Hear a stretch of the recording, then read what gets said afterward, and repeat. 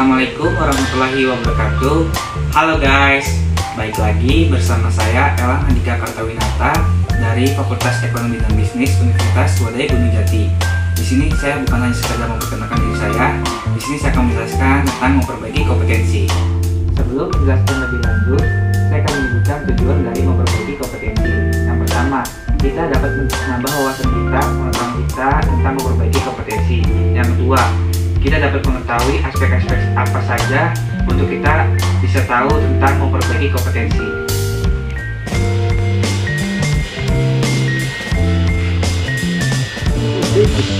Jenis dan kategori kompetensi. Konsep dan sejarah kompetensi. Menurut para ahli Lerner Spencer and Nick Spencer tahun 1993, kompetensi karakteristik dasar perilaku individu yang berhubungan dengan kriteria acuan efektif dan atau kinerja unggul di dalam pekerjaan atau situasi. Michael Armstrong tahun 1994. Kompetensi, apa yang orang bawa pada suatu pekerjaan dalam bentuk tipe dan tingkat perilaku yang berbeda. Praktisi MSDM. Kompetensi, deskripsi dari karakteristik seseorang. Margaret Dale tahun 2003. Kompetensi, menggambarkan dasar pengetahuan dan standar kinerja yang dipersyaratkan agar berhasil menyelesaikan pekerjaan atau memegang suatu jabatan. N.C. Vicky. Dalam Margaret Dale tahun 2003, kompetensi, kemampuan untuk menjalankan aktivitas dalam pekerjaan. Training Agency tahun 1988. Kompetensi, kemampuan untuk menjalankan aktivitas dalam pekerjaan atau fungsi sesuai dengan standar kerja yang diharapkan. Mike Kellen tahun 1993. Kompetensi, karakteristik dasar personal yang menjadi faktor penentu sukses tidaknya seseorang dalam mengerjakan suatu pekerjaan atau situasi. SK Kepala BKN tahun 2003. Kompetensi, kemampuan dan karakteristik yang dimiliki seseorang pegawai negeri sipil yang berupa pengetahuan, keterampilan, dan sikap perilaku yang diperlukan dalam tugas jabatannya, sehingga PNS tersebut dapat melakukan tugasnya secara profesional, efektif, dan efisien. Komponen kompetensi. Motivis. Motif menggerakkan, mengarahkan, dan menyeleksi perilaku terhadap tujuan atau kegiatan tertentu. Traits. Karakteristik fisik dan respon konsisten terhadap berbagai situasi atau informasi. Self-concept. Sikap, nilai, dan citra diri seseorang. Knowledge, pengetahuan atau informasi seseorang dalam bidang spesifik tertentu. Skill, kemampuan untuk melaksanakan tugas fisik tertentu atau tugas mental tertentu. Perlunya kompetensi diperbaiki. Determinan yang mempengaruhi atau membentuk kompetensi. Kepercayaan dan nilai. Kepercayaan dan nilai seseorang terhadap sesuatu sangat berpengaruh terhadap sikap dan perilaku seseorang. Keahlian atau keterampilan. Aspek keahlian atau keterampilan ini memegang peran penting dalam membentuk kompetensi. Pengalaman. Pengalaman merupakan elemen penting dalam membentuk penguasaan kompetensi seseorang terhadap tugas. Karakteristik personal. Karakteristik kepribadian seseorang turut berpengaruh terhadap kompetensi seseorang. Motivasi. Motivasi seseorang terhadap suatu pekerjaan atau aktivitas akan berpengaruh terhadap hasil yang dicapai. Isu emosional. Hambatan dan blok emosional sering membatasi penguasaan kompetensi. Kapasitas intelektual. Kapasitas intelektual seseorang akan berpengaruh terhadap penguasaan kompetensi. Tingkat perbaikan kompetensi. Mudah diperbaiki. Mengembangkan orang lain, efisiensi, produksi, kerja tim, keahlian, teknis orientasi, pelayanan, mengelola kinerja. Agak sulit diperbaiki.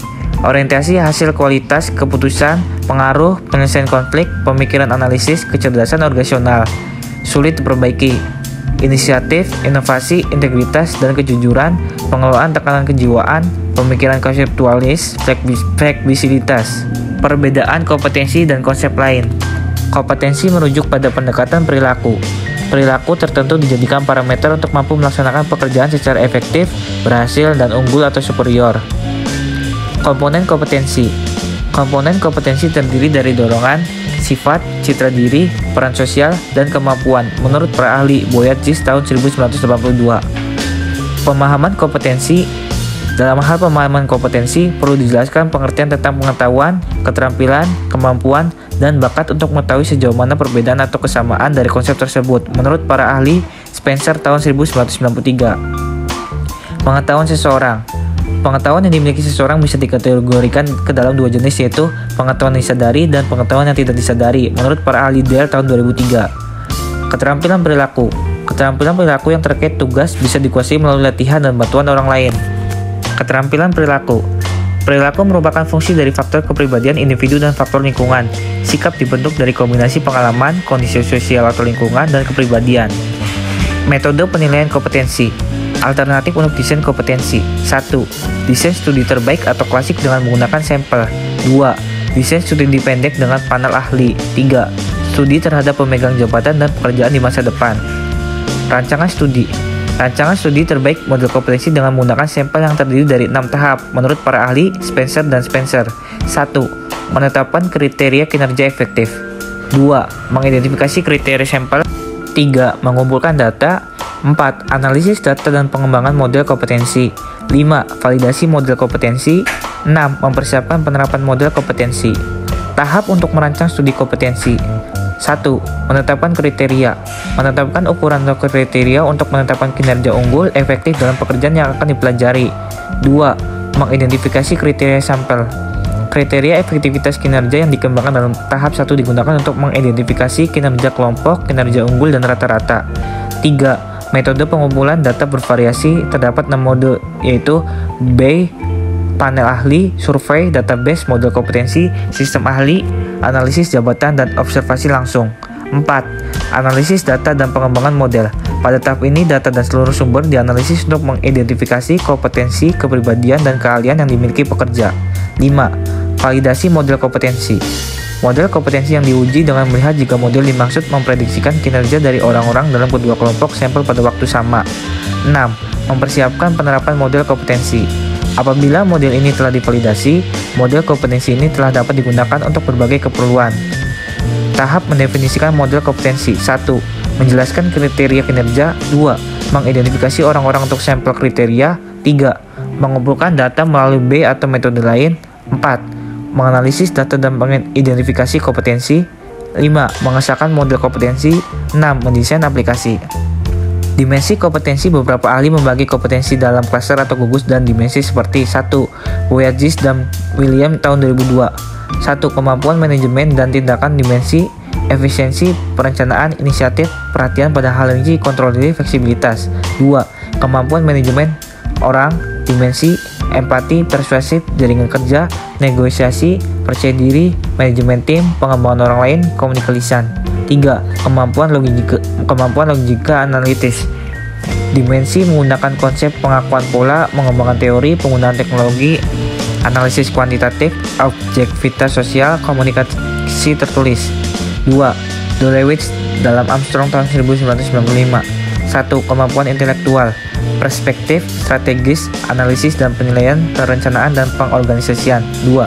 Kemampuan interpersonal, mengelola staf, sikap persuasif dan asertif, pengambilan keputusan, kepekaan interpersonal, dan komunikasi lisan. 3. Kemampuan adaptasi, kemampuan orientasi hasil, sikap energik dan inisiatif, motivasi berprestasi, dan kepekaan bisnis. 3. Schroeder dalam Williams tahun 2002. 1. Kognitif, mencari informasi, pemikiran konseptual, fleksibilitas. 2. Direksional, dampak, percaya diri, presentasi. 3. Motivasional, interpersonal, mengelola interaksi, orientasi. 4. Pengembangan. 5. Berprestasi, orientasi proaktif, orientasi berprestasi. Sekian dari saya, semoga video ini bisa bermanfaat. Kurang lebihnya mohon maaf. Wassalamualaikum warahmatullahi wabarakatuh.